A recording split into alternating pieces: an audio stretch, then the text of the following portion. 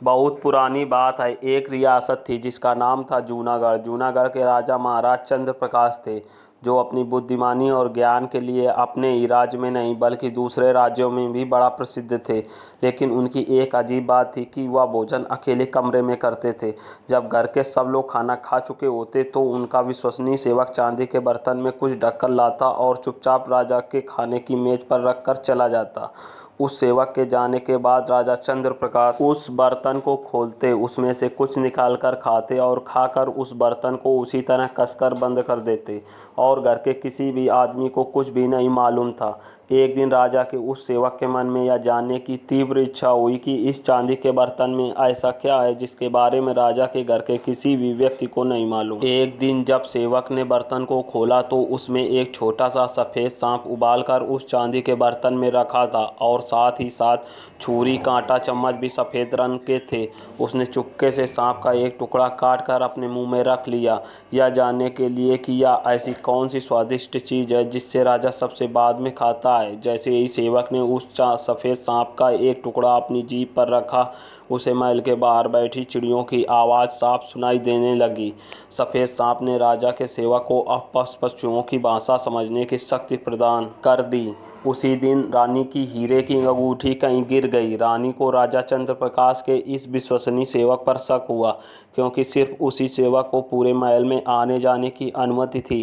राजा ने अपने सेवक को बुलाकर रानी के हीरे की अंगूठी के बारे में पूछा, पर उस सेवक ने कहा कि उसने यह अंगूठी कहीं भी नहीं देखी। राजा चंद्र प्रकाश ने सेवक को बेगुनाह साबित करने के लिए एक दिन का वक्त दिया। हरा थका सेवक महल के बाहर तालाब के किनारे पर जाकर बैठ गया। वह ऐसा सोच ही रहा था कि तभी सफ़ेद रंग की दो बतखें वहां तैरती हुई आईं और आपस में बात करने लगीं। वह सेवक ध्यान से उन दोनों की बातें सुनने लगा। एक बतख ने दूसरी बतख से बताया कि मेरे पेट में कुछ चुभ रहा है। आज जब रानी राजा सुबह सैर करने आए थे, तब रानी ने पानी से हाथ धोने के लिए इस तालाब में हाथ डाले तो उनकी अंगूठी पानी में गिर गई, और मैंने उसे झट से निगल लिया। अब वही अंगूठी मेरे पेट में चुभ रही है। सेवक ने जैसे ही उस बतख की बात सुनी, वह फौरन तालाब में उतर गया, उस बतख को पानी से निकाल कर ले आया और उस बतख को काटने के लिए एक बड़ा सा चाकू उठाया और उसका पेट चीर दिया। सचमुच ही उसके पेट से हीरे की बड़ी सी अंगूठी बाहर आ गिरी। अब वह सेवक खुशी खुशी उस अंगूठी को राजा के पास ले गया और अपनी बेगुनाही साबित की। राजा उससे बहुत खुश हुआ और उसने कहा कि वह जो कुछ भी मांगेगा वह उसे जरूर देगा। सेवक ने राजा चंद्र प्रकाश से विनती की, हे महाराज, मैं कुछ दिनों के लिए छुट्टी पर जाना चाहता हूँ। इसके लिए मुझे कुछ धन और एक तेज घोड़े की ज़रूरत है। अगर आप मुझ पर कृपा करें तो ये दोनों चीज़ें मुझे इनाम में दे दें। राजा ने उसकी विनती सहर्ष स्वीकार कर ली। राजा का सेवक यात्रा के लिए बहुत सारा धन लेकर और घोड़े पर सवार होकर देश विदेश की यात्रा पर निकल पड़ा। रास्ते में उसे एक तालाब मिला जिसके एक किनारे पर तीन मछलियां पानी से बाहर पड़ी तड़प रही थीं। वह झट से घोड़े से उतरा और उन तीनों मछलियों को उठाकर तालाब में डाल दिया।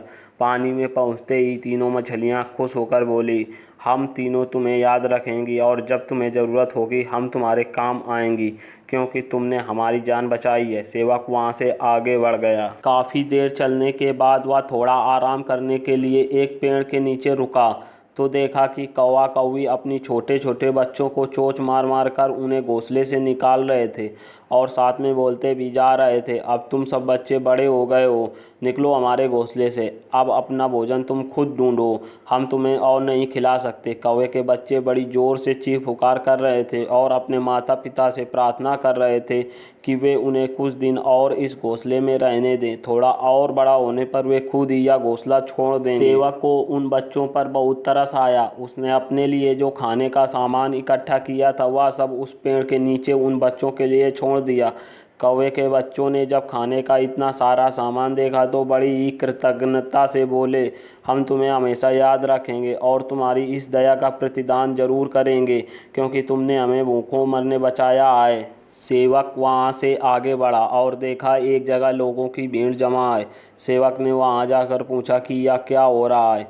लोगों ने बताया, हमारे राजा ने अपनी बेटी की शादी का ऐलान किया है और 3 शर्तें भी रखी हैं, और जो कोई भी 3 शर्तों को पूरा कर देगा उसके साथ राजकुमारी का विवाह हो जाएगा। सेवक ने जब राजकुमारी को देखा तो देखता ही रह गया, क्योंकि राजकुमारी बहुत ही सुंदर थी। सेवक ने निश्चित कर लिया कि वह राजा की सभी शर्तें पूरी करेगा और राजकुमारी से विवाह करेगा। सेवक ने राजा के पास जाकर राजकुमारी से विवाह की इच्छा बताई।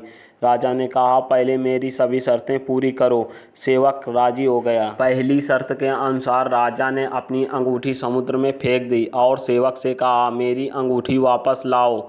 सेवक ने पानी में छलांग लगा दी, परंतु इतने गहरे समुद्र में वह अंगूठी नहीं ढूंढ सका।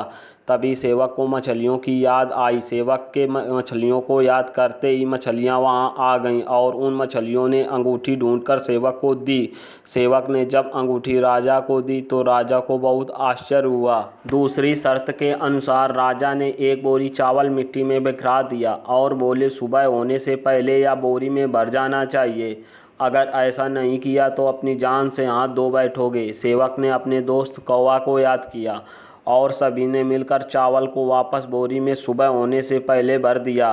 राजा सेवक से राजकुमारी का विवाह नहीं कराना चाहता था। राजा आखिरी शर्त में सेवक से सोने का आम देने को कहा। सेवक वहां से निकल पड़ा। सेवक को नहीं मालूम था कि सोने का आम कहाँ पर मिलेगा। तभी सेवक ने कौवे को याद किया। कौवा सेवक के लिए सोने का आम ले आया और कौवा ने कहा, तुम यह आम लेकर राजा को दे दो। अब राजा शादी के लिए मना नहीं कर पाएगा। सेवक ने राजा को सोने का आम दे दिया और राजा ने मजबूरी में सेवक की शादी राजकुमार के साथ करा दी। अब सेवक राजकुमारी के साथ सुखपूर्वक रहने लगा।